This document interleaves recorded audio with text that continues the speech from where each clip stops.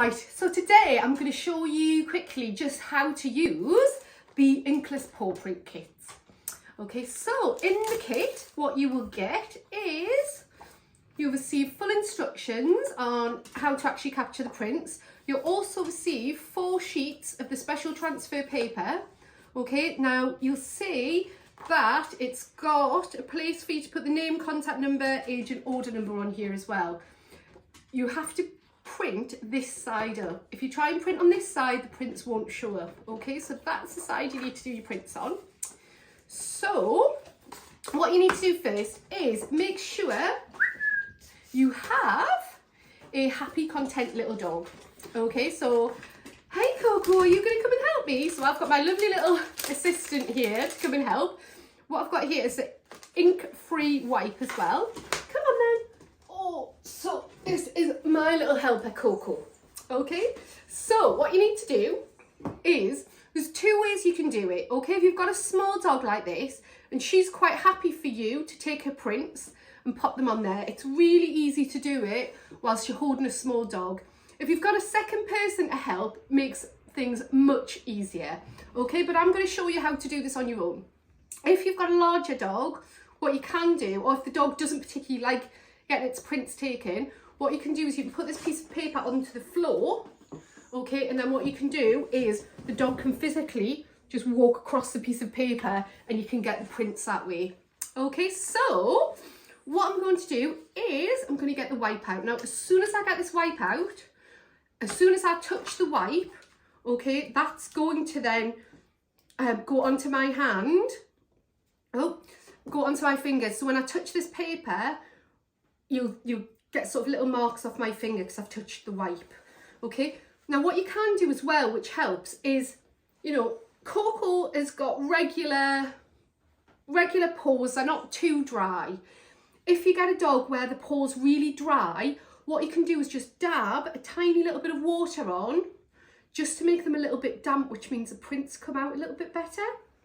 Okay, so the next thing is, to get a really good print, if you make sure that the dog has not like loads of fur around its paw, and also that it's had its nails clipped, and you know, that's when you'll get the best print. And also when you're printing, if you just try and actually get the wipe onto the pads rather than all over the paw, it also gives you a cleaner print as well.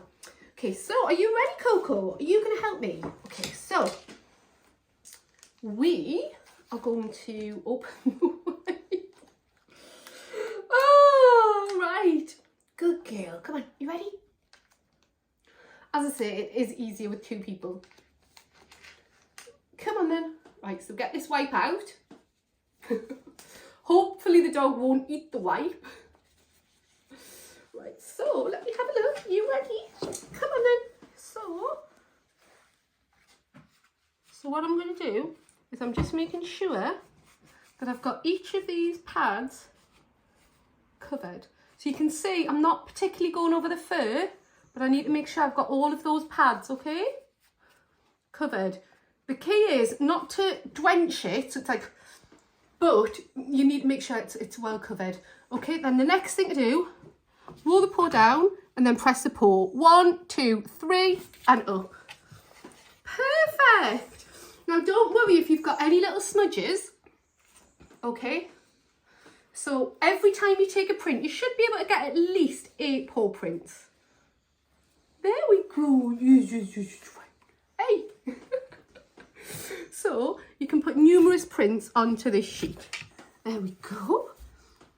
And you can see she's got a lot of fur coming off as well. What do you like, you little tinker? So, what you can do is put numerous prints. Good girl. Who's a good girl? Yeah, there's my good girl. As I say, if you do have a dog that's maybe not as cooperative as Coco, then do leave the dog on the floor and then the dog can walk across. I will show you that technique as well. Oh, good girl. 1, 2, 3. Perfect. So you've been such a good girl. And then what I've got here is you can just use some fresh water or a baby wipe once you've finished, just to give that paw a little wipe so it's nice and clean.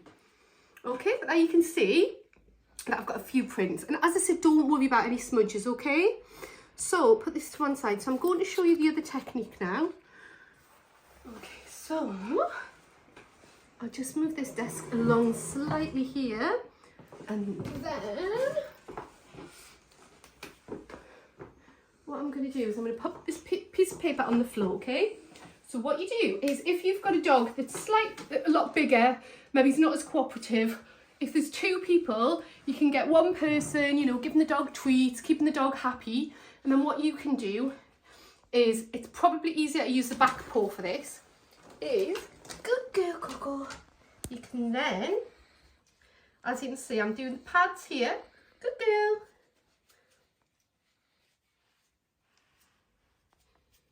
There we go. So I've done all the pads. And then what you can do is, if you've got a bigger dog and the dog's quite happy, you can simply press the paw down. Okay, or if you've got a dog that's really not very happy about, what you can do is you can get the dog to walk across. Once the dog's walked across, press its paw down.